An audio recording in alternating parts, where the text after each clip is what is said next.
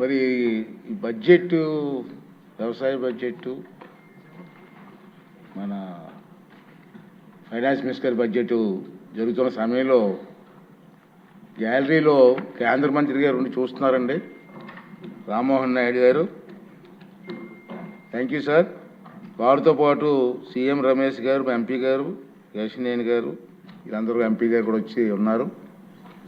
Budget అంతా విన్నారు, వారు కూడా చూస్తున్నారు కాబట్టి వారికి కూడా థ్యాంక్స్ చెప్తూ, థ్యాంక్ యూ ఫైనాన్స్ మినిస్టర్ గారు. విత్ ఇన్ టైం లోడ్ చేశారు. అందరికీ మనమండి 2 minutes. ఈరోజు ఈ బడ్జెట్ గురించి మీరంతా విన్నారు. ఇక్కడ ఎక్కువ మంది కొత్త సభ్యులు ఉన్నారు కాబట్టి 2 సూచనలు ఏంటంటే, దీని మీద మీ అందరికీ పూర్తిగా అవగాహన రావాలి. ఈ కష్టకాలంలో నేను చాలా బడ్జెట్లు చూసాం, చాలామంది సీనియర్ నాయకులు ఉన్నారు, చాలా బడ్జెట్లు చూసాం. ఈ కష్టకాలంలో చంద్రబాబు నాయుడు గారు, పవన్ కళ్యాణ్ గారు ఇద్దరు కలిసి నాయకత్వంలో ఒక మంచి బడ్జెట్ని ప్రవేశపెట్టారు. ఎందుకంటే కష్టకాలంలో మిగతా రోజులు వేరు, నష్టపోయిన రాష్ట్రంలో ఈ బడ్జెట్ గురించి ప్రతి ఒక్కరికి కూడా పూర్తి అవగాహన కావాలి. ఇక 2 రోజులు టైం ఉంది మనకి.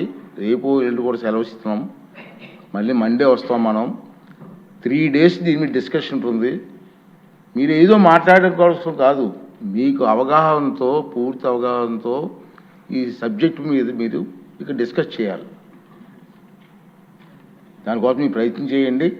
మనందరం కలిసి నష్టపోయిన రాష్ట్రాన్ని కాపాడడం కోసం ముఖ్యమంత్రి గారికి, ఉప ముఖ్యమంత్రి గారికి మన అందరం కూడా అండగా ఉండి ఈ రాష్ట్రాన్ని కాపాడుకోవాల్సిన బాధ్యత మన అందరి మీద ఉందని మాత్రం మర్చిపోవద్దు. బాగా చదవండి, అందరికీ అవకాశం ఉంది. 3 రోజులు టైం ఇస్తున్నాం బడ్జెట్ మీద మాట్లాడడానికి. మీకు మాట్లాడే అవకాశం ఇవ్వండి. గంటల కొద్ది ఉపన్యాసం కాదు, తక్కువ టైంలో ఎక్కువగా అర్థం వచ్చేలా మాట్లాడండి. అందరికీ అవకాశం వస్తుంది కాబట్టి అది మనం చేయాలని. తర్వాత మీకు ఈ బడ్జెట్ తాలూకు పత్రాలన్నీ కూడా పెన్ డ్రైవ్లో కూడా ఏర్పాటు చేస్తాం, మీకు సప్లై చేసి ఉంటారు. పెన్ డ్రైవ్ కూడా విన్నాం. రెండోది ఏంటంటే, సభ్యులందరికీ వాట్సాప్ గ్రూపులు కూడా ఏర్పాటు చేసి ఉన్నాయి కాబట్టి దాంట్లో ఈ బడ్జెట్ వివరాలన్నీ కూడా వాట్సాప్ గ్రూప్లో పెట్టి ఏర్పాటు చేస్తున్నాం. మీరు ఈ 2 days హాలిడేస్లో క్షుణ్ణంగా చదివి, నేను కూడా ఇది చదవడం కాదు, అసెంబ్లీలో మాట్లాడడం కాదు, అసెంబ్లీ అయిన తర్వాత బయట కూడా మీ కాన్స్టిట్యున్సీల్లో సరళమైన భాష ప్రజలకు అర్థమయ్యే విధంగా ఈ బడ్జెట్ గురించి మీరు చెప్పవలసిన బాధ్యత మనందరి మీద ఉందని చెప్పి కూడా ఈ సందర్భంలో మీకు మనం చేస్తున్నానండి. ఇప్పుడు గౌరవ వ్యవసాయ శాఖ మంత్రులు 2025-2026 సంవత్సరపు వ్యవసాయ బడ్జెట్ను ప్రవేశపెడతారు.